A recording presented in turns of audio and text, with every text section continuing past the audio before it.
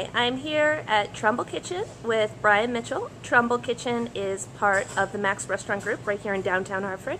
And Brian, could you go ahead and introduce yourself, please? Sure. I'm the beverage director for the Max Restaurant Group.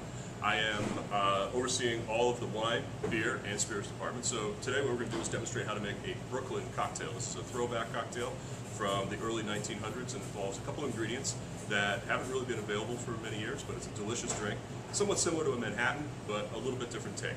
So one of the key ingredients is going to be rye whiskey, something that was very popular around the early 1900s, dry vermouth, maraschino liqueur, and a French liqueur called China China Amer. Amer is very similar to an Italian Amaro, but made in France. Has a lot of orange overtones. They use a lot of bitter orange peels in it, and it brings a nice element to balance against the rye whiskey. So what we're going to do is we're going to start out with just a 1/4 ounce of Amer. And this is a stirred cocktail. Stirred cocktails are always using liqueurs that are going to be clear. There's no juices in them. And if you're making drinks at home, it's always nice to kind of follow proper techniques. I like to do it. Just kind of feels a little bit more professional, but Sure. You always actually get the right results. So it's a 1/4 ounce each maraschino liqueur, the Amer, and then we're going to do 1 ounce of dry vermouth.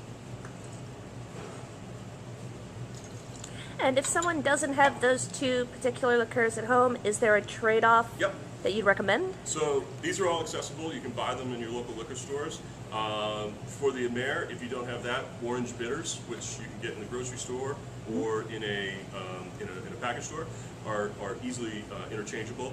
The maraschino liqueur, it's a little bit more challenging because it's got a distinct flavor, although it's easily available in any package store. It's made from pits of cherries. It has this nice kind of intensity of concentrated cherry flavor, but it's not sweet, or overly sweet at least. So that's one of the things that's really appealing to that. As far as the dry vermouth goes, you know, there's many kinds that are available, fairly inexpensive. Right. And then as far as the whiskey goes, today we're using Templeton, but rye whiskeys, many of them are out there, from inexpensive ones in the restaurants. For our basic rye, we'll use Old Overholt. Pretty reasonable, probably around $15 in the retail store. Templeton's a little bit more of a small batch production.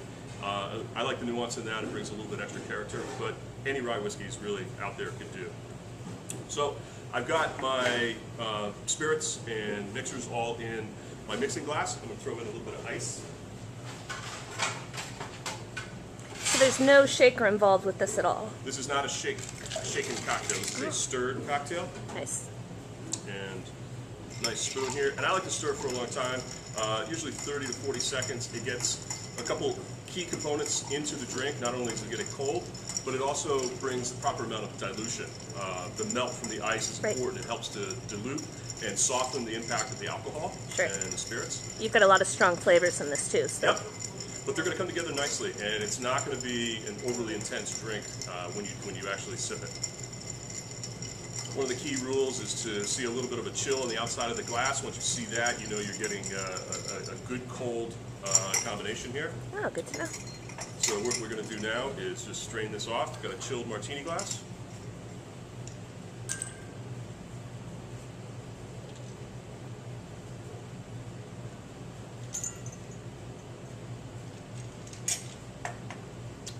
And that is a Brooklyn cocktail. We don't really garnish it with anything.